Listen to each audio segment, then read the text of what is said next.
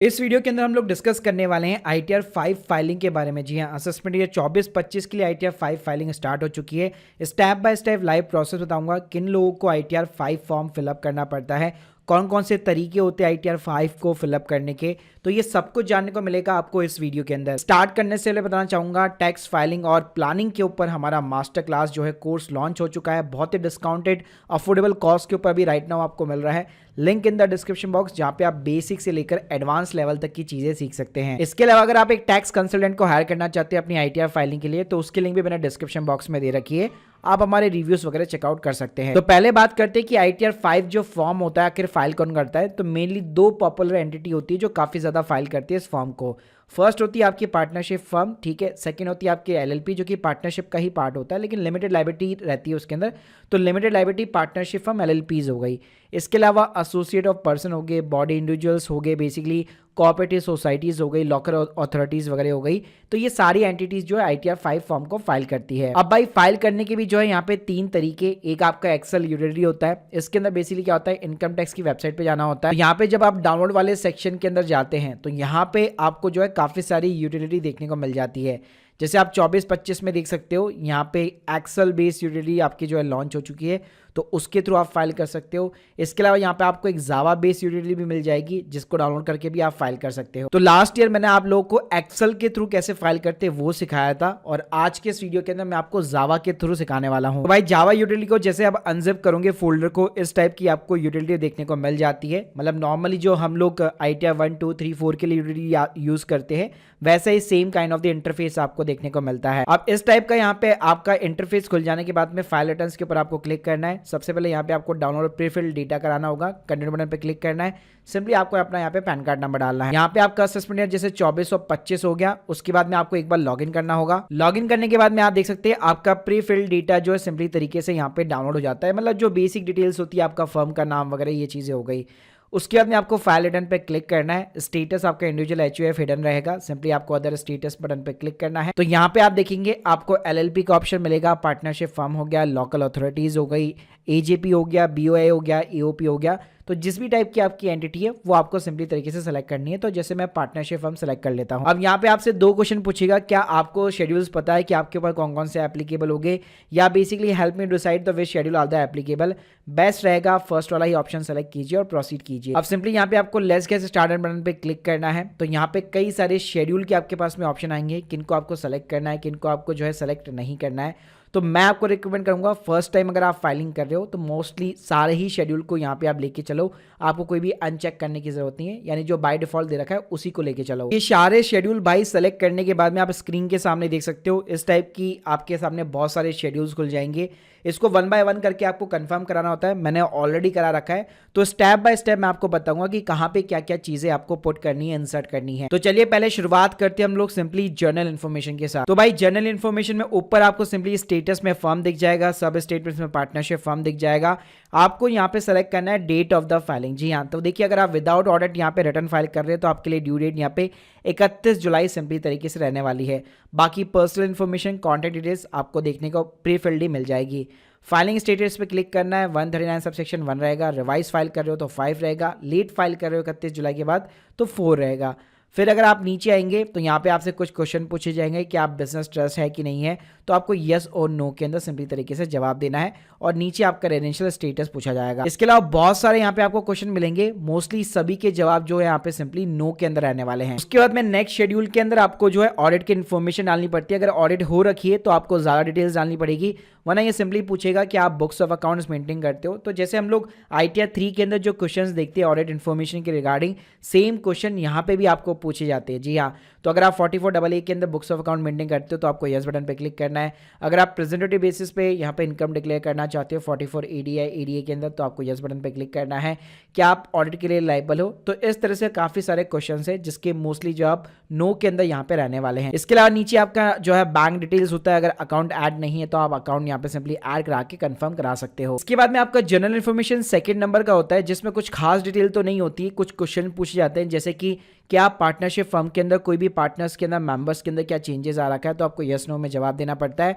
और यहाँ पे आपको एक पर्टिकुलर ऑफ द पर्सन मिल जाता है जिसके अंदर जो भी यहाँ पे पार्टनर है उसका नेम हो गया, उसका एड्रेस हो गया, स्टेटस जैसे कि इंडिविजुअल वगैरह हो गया, कितना वो परसेंटेज ओन करता है उस पार्टनरशिप फर्म के अंदर, उसका पर्सनल पैन कार्ड नंबर क्या है, पर्सनल आधार कार्ड नंबर क्या है, ये चीज़ें यहाँ पे आपको मेंशन करनी पड़ती है। यहाँ पे आप चेक कीजिए कितने भी मल्टीपल पार्टनर्स हैं, आप उन सभी की यहाँ पे बेसिक डिटेल सिंपली तरीके से ऐड करवा सकते हो। उसके बाद में भाई यहाँ पे नेचर ऑफ द बिजनेस पूछा जाएगा। तो देखिए अगर आपकी पार्टनरशिप किसी बिजनेस के अंदर इन्वॉल्व है तो यहाँ पे आप कोड वगैरह डाल सकते हैं अपना, किस टाइप का आपका बिजनेस है।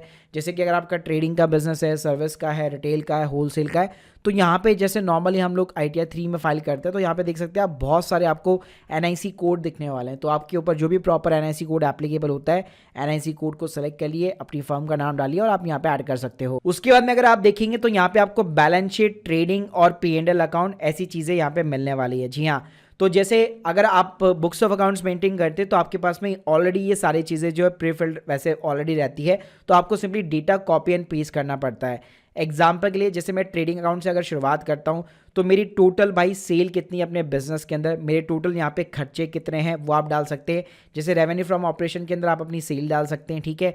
नीचे आप आएंगे तो डायरेक्ट एक्सपेंसेस आपके कितने खर्चे हैं आप वो डाल सकते हैं, और नीचे सिंपली तरीके से आपका ग्रॉस प्रॉफिट यहाँ पे निकल के आ जाता है। इसके अलावा अगर आप पार्टनरशिप फर्म के थ्रू इंट्राडे ट्रेडिंग वगैरह कर रहे हो तो उसका टर्नओवर और उसका क्या प्रॉफिट है वो भी आप इंट्राडे यहाँ पे डाल सकते हो। इसी तरह से P&L अकाउंट की मैं बात करूँ तो अगर आपके कोई भी खर्चे या इनडायरेक्ट इनकम है तो वो आप यहाँ पे रिपोर्ट कर सकते हो, और इसके अलावा कोई भी इनडायरेक्ट जो एक्सपेंसेस है वो आप यहाँ पे P&L अकाउंट के अंदर रिपोर्ट कर सकते हो। तो सिंपली अपना P&L स्टेटमेंट उठाओ, उसमें जो भी एंट्रीज दी गई है उसके अकॉर्डिंग यहाँ पे आप एंट्रीज कर सकते हो। अगर आप बुक्स ऑफ अकाउंट्स मेंटेन नहीं करते तो P&L वाले सेक्शन के अंदर ही अगर आप नीचे नीचे जाओगे तो यहाँ पे आपको नो अकाउंट का केस मिल जाएगा।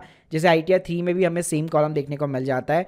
तो यहाँ पे अगर आप कोई बुक्स ऑफ अकाउंट्स नहीं है, छोटा सा बिजनेस है, तो यहाँ पे सिंपली आप अपना टर्नओवर डिक्लेयर कर सकते हो और उसके ऊपर कितना प्रॉफिट है वो आप सिंपली तरीके से डिक्लेयर कर सकते हो। अगर लेट सपोज अगर आप प्रेजेंटेटिव बेसिस यानी कि 44 AD के अंदर डिक्लेयर करना चाहते हो तो यहाँ पे आपको प्रेजेंटेटिव इनकम का भी कॉलम देखने को मिल जाता है, जिसमें आपको 44 AD और 44 ADA दोनों देखने को मिल जाएगा।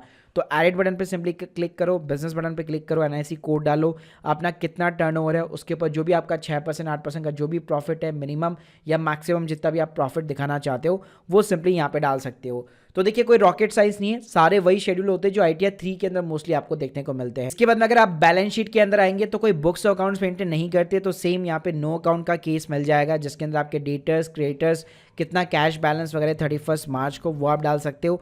या अगर आपके पास प्रॉपर बैलेंस शीट है तो भाई पार्टनर्स का यहाँ पे कैपिटल वगैरह कितना है, ठीक है, लायबिलिटीज वगैरह कितनी है, तो वो सारी आपको कॉपी पेस्ट करनी पड़ती है। सेकंड कॉलम सिंपली तरीके से आपका असेट्स का आ जाएगा। इसके बाद में भाई अगला कॉलम आपका शेड्यूल BP आ जाएगा। तो अगर कोई बिजनेस का आपने प्रॉफिट वगैरह दिखा रखा है तो यहाँ पे आप देख सकते हो आपको ये प्रॉफिट वगैरह सिंपली तरीके से दिखाने वाला है। इसके अलावा भाई नेक्स्ट कॉलम जो आपका कैपिटल गेन का आ जाएगा। जी हाँ, तो अगर आपने पार्टनरशिप फर्म के नाम पे डीमैट अकाउंट खुला रखा है, LLP के नाम पे खुलवा रखा है, इन्वेस्टमेंट करते हो, बेचा है, यहाँ पे स्टॉक्स बेचे, म्यूचुअल फंड बेचे, कैपिटल गेन है, शॉर्ट टर्म है, तो जैसे शॉर्ट टर्म में 111A और लॉन्ग टर्म के अंदर 112 एप्लीकेबल हो जाता है। तो यहाँ पे भी सेम डेटा आपको इंसर्ट करना है जो हम इंडिविजुअल के केस में करते हैं। तो यहाँ पे भी आप देख सकते हो आपको 111A देखने को मिल जाने वाला है, जिसके अंदर full value of the consideration, total sale value कितनी है आपके शेयर्स या म्यूचुअल फंड्स की, टोटल उसकी बाय वैल्यू कितनी थी और कितना प्रॉफिट या फिर आपने लॉस यहाँ पे बुक कर रखा है वो आपको प्रॉपर दिखाएगा। इसके अलावा अगर मैं लॉन्ग टर्म कैपिटल गेन की बात करूं तो 112A के अंदर आपको दिखाने वाला है। यहाँ पे सिंपली आप अपनी एंट्री पुट कर सकते हैं। सेम कहानी, कितना आपका कॉस्ट है, कितना आपका सेल वैल्यू है, दोनों के बीच का डिफरेंस हो गया आपका लॉन्ग टर्म कैपिटल गेन। फिर आपको शेड्यूल जो है OS मिलेगा अदर इनकम के सोर्सेज का, जिसके अंदर आपको डिविडेंड, बैंक का इंटरेस्ट वगैरह डालना पड़ता है। तो पार्टनरशिप फर्म के नाम पे अगर आपने स्टॉक्स में इन्वेस्ट कर रखा है तो जो भी डिविडेंड मिलता है आप डिविडेंड की एंट्री को यहाँ पे पुट कर सकते हो। ये चीज़ें वैसे बाय डिफॉल्ट आपको प्रीफिल्ड मिलेगी, क्योंकि स्टार्टिंग में हम लोगों ने प्रीफिल्ड डेटा डाउनलोड कर लिया था, ठीक है। तो यहाँ पे ज़्यादा आपको जो है बेसिकली AI से सिंपली तरीके से मैच करना होता है। इसके अलावा भाई यहाँ पे आप ऐड डिटेल्स पे क्लिक करोगे तो आप इंटरेस्ट में देख सकते हो आपका जितना भी यहाँ पे इंटरेस्ट है, अगर FD वगैरह करा रखी है उससे कितना इंटरेस्ट है वो आप डाल सकते हो। करंट अकाउंट पे वैसे इंटरेस्ट तो नहीं मिलता, FD बन जाती है, तो वहाँ पे जो भी इंटरेस्ट मिलता है वो आप यहाँ पे पुट कर सकते हो। इसके अलावा और कोई किसी टाइप का इंटरेस्ट है तो वो भी आप यहाँ पे पुट कर सकते हो, जैसे बॉन्ड्स वगैरह का हो गया। बाकी गाइस अगर ऐसी कोई भी इनकम डिक्लेयर करना चाहते हो तो यहाँ पे आपको एक अदर्स का भी कॉलम मिल जाएगा, जिसके अंदर अपना नेचर डालो और सिंपली तरीके से अपनी इनकम को यहाँ पे आप डिक्लेयर कर सकते हो। तो भाई इस तरह से मोस्टली हमारी इनकम इस तरह से यहाँ पे रिपोर्टिंग वगैरह हो जाती है। इसके अंदर जैसे मैंने हाउस प्रॉपर्टी का कॉलम शेड्यूल यहाँ पे मेरे पे एप्लीकेबल नहीं है तो मैंने हटा रखा है। बाकी हाउस प्रॉपर्टी में भी आप रेंटल इनकम जैसे नॉर्मली डालते हैं हम वैसे आप डाल सकते हो, ठीक है। अब ये चीज़ें डालने के बाद में इसके अंदर कोई डिडक्शन वगैरह का कॉलम तो मिलता नहीं है, क्योंकि पार्टनरशिप फर्म में कोई एटीसी वगैरह, एटीडी वगैरह ये चीज़ें भाई एप्लीकेबल नहीं होती है। तो यहाँ पे आपको CYLA, BFL और CFL के शेड्यूल दिखने को मिल जाते हैं। अगर आपके कोई भी लॉसेस वगैरह हैं तो वो यहाँ पे बेसिकली सिंपली तरीके से आपके सेट ऑफ हो जाएंगे। इसके अंदर भाई यहाँ पे चैप्टर 6 ये दिखेगा, तो मैंने ऑलरेडी बता दिया पार्टनरशिप फर्म को मोस्टली भाई किसी भी टाइप की कोई भी डिडक्शंस वगैरह ऐसा कुछ नहीं मिलता है। तो यहाँ पे आप देख सकते हो सारी चीज़ें आपको ऑलमोस्ट डिसेबल दिखेगी। उसके बाद में गाइस यहाँ पे आपको लास्ट कॉलम में जानना है कंप्यूटेशन ऑफ टोटल इनकम। तो यहाँ पे आपने जितनी भी इनकम ऊपर शेड्यूल्स के अंदर रिपोर्ट कर रखी थी उन सभी की सिंपली तरीके से आपको यहाँ पे समरी दिखाने वाला है। इसके बाद में यहाँ पे लास्ट कॉलम एक टैक्स पेड का होता है, वैसे ये ऊपर होना चाहिए था लेकिन ITR 5 के अंदर भाई ये नीचे रहता है। तो टैक्स पेड के अंदर आपका जितना भी TDS कटा है वो आपका सारा TDS यहाँ पे आपको प्रेफिल देखने को मिल जाएगा। और भाई लास्ट कॉलम में कंप्यूटेशन ऑफ टैक्स लायबिलिटी मिल जाएगा, जहाँ पे अगर आपकी कोई भी छोटी सी भी अगर इनकम है, क्योंकि यहाँ पे ऐसा नहीं होता है इंडिविजुअल के केस में जैसे 2.5 लाख की एग्जाम्पशन लिमिट मिल गई मेरे को 7 लाख तक कोई टैक्स नहीं लगता है, ऐसा नहीं होता है भाई। अगर छोटा सा भी अमाउंट हुआ तो यहाँ पे टैक्स बन जाता है सीधा। तो यहाँ पे आप देख सकते हैं मेरी अगर छोटी सी भी इनकम है यहाँ पे तो 11,000 रुपये का बेसिकली मेरा टैक्स बन रहा है, TDS मेरा सेट ऑफ हो गया और इतना अमाउंट मुझे अपनी जेब से पे करना है। तो भाई ये सारी चीजें करने के बाद में यहाँ पे आपको प्रीव्यू देखने को मिल जाता है ITR के ऑफिशियल फॉर्मेट का PDF का। इसको वैसे आप बाद में भी डाउनलोड वगैरह कर सकते हो। और जैसे यहाँ पे आप सिंपली तरीके से इसको वेरीफाई कराते हो तो कोई भी यहाँ पे वैलिडेशन के अंदर एरर होगा तो यहाँ पे आपको दिखाई देगा, वरना सिंपली तरीके से आपका वैलिडेशन सक्सेसफुल हो जाता है। और लास्ट में भाई आप एक आधार OTP डाल के यहाँ पे रिटर्न वेरीफाई करा सकते हो। बाकी अगर आपके पास में JSON फाइल है एक्सेल के थ्रू, क्योंकि डायरेक्टली सबमिट नहीं होती है, वहाँ पे JSON फाइल जनरेट होती है, तो वहाँ पे क्या करना पड़ता है, जैसे हम लोग ऑनलाइन फाइल करते हैं हमेशा, तो ऑनलाइन की जगह यहाँ पे आपको ऑफलाइन सेलेक्ट करना होता है। जैसे आपका मोड ओरिजिनल हो गया, ऑडिट नहीं करा रखी, जैसे आपने ITR 5 यहाँ पे ऑप्शन चूज कर लिया। अब जो JSON फाइल आपने डाउनलोड कर रखी है पूरा प्रिपेयर करने के बाद में उसको आप यहाँ पे सिंपली तरीके से अपलोड करा सकते हो। तो भाई ये था पूरा स्टेप बाय स्टेप प्रोसेस कि आप एक पार्टनरशिप फर्म की या फिर एक LLP की भी कैसे आप यहाँ पे ITR 5 जो है प्रिपेयर कर सकते हो। शेड्यूल्स मोस्टली वही रहते हैं जो आपको ITR 2 या ITR 3 के अंदर दिखाई देंगे, मोस्टली वही कॉमन शेड्यूल्स रहते हैं। बस फर्क इतना सा होता है कि एंटिटीज चेंज हो जाती है, कुछ इन्फॉर्मेशन एडिशनल आपको डालनी पड़ सकती है। बाकी गाइस अगर आप और डिटेल के अंदर यहाँ पे इन चीजों को सीखना चाहते हो तो please check out our course, link in the description box. और आप लोग के जो भी डाउट्स वगैरह है, क्वेरीज है, कमेंट बॉक्स के अंदर बता सकते हैं। अगर सर्विस भी लेना चाहते हैं, link in the description box. Thank you guys, thank you very much.